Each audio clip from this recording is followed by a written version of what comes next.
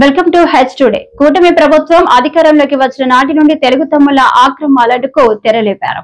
విజయనగరం జిల్లా రాజం మండలం ఆగూరు పంచాయతీ పరిధిలోని ఓ చెరువులో నెల రోజులుగా గ్రావెల్ అడ్డగోల త్రవ్వకాలు చేస్తూ అందరి కాడికి దోచుకుంటూ తమ జోబులు నింపుకుంటున్నారు.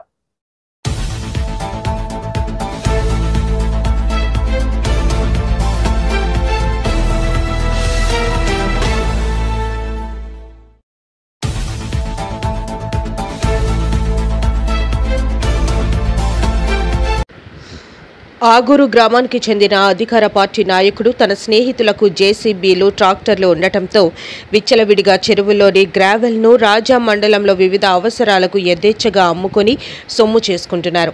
గత 30 రోజులుగా 2 జేసీబీలు పెట్టి చెరువును వారికి ఇష్టం వచ్చినట్లు తవ్వుతున్న మండల రెవెన్యూ కార్యాలయ సిబ్బంది గాని, గ్రామ సచివాలయ రెవెన్యూ సిబ్బంది గాని ఆ వైపు కన్నెత్తి కూడా చూడటం లేదు. పైగా ఉన్నదా అధికారులు ఎవరైనా రాజ్యం కార్యాలయాలకు తనిఖీలు నిమిత్తం వస్తే రెవెన్యూ సిబ్బందే స్వయంగా వారికి ఫోన్ చేసి ఉన్నతాధికారులు వస్తున్నారు జాగ్రత్త అని చెబుతున్నారంటే స్థానిక రెవెన్యూ వారికి మట్టి మాఫియా మధ్య ఎటువంటి ఆర్థిక లావాదేవీలు ఉన్నాయో ఉన్నతాధికారులే గుర్తించాలి.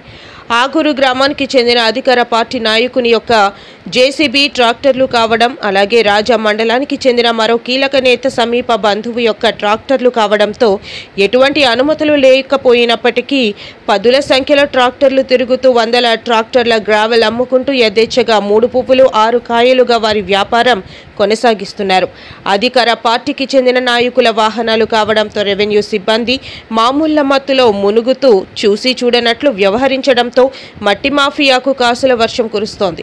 ఒక్కో ట్రాక్టర్ గ్రావెల్ 1200 నుండి 1500 వరకు అమ్ముకొని సొమ్ము చేసుకుంటున్నారు.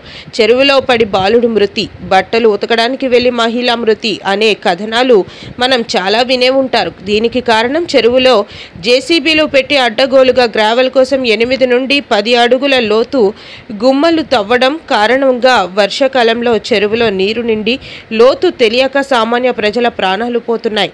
ఇప్పటికైనా మైనింగ్ అధికారులు గాని, రెవెన్యూ ఉన్నతాధికారులు గాని ఈ గ్రావెల్ అక్రమ దందాను అరికట్టి సామాన్య ప్రజల ప్రాణాలను కాపాడాలని స్థానికులు కోరుతున్నారు.